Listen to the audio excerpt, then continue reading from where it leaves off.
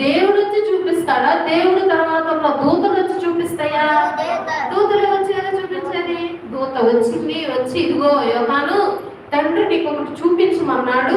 ఏంటి అని అంటే, ఇదిగో త్వరలో కొన్ని సంభవిస్తున్నాయి, అవన్నీ మనుషులకు తెలియాలి. కాబట్టి నువ్వేం చేయాలంటే కూర్చొని కనిపించిన ప్రతిదీ కూర్చొని రాయాలి ఒక బుక్.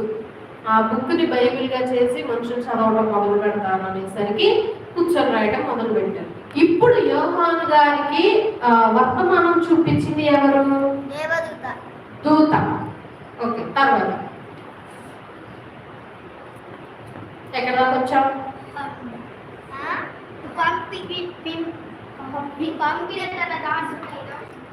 ఆయన తన దూత ద్వారా వర్తమానము పంపి తన దాసుడైన యోహానుకు వాటిని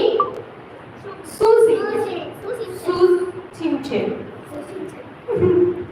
ఓకే.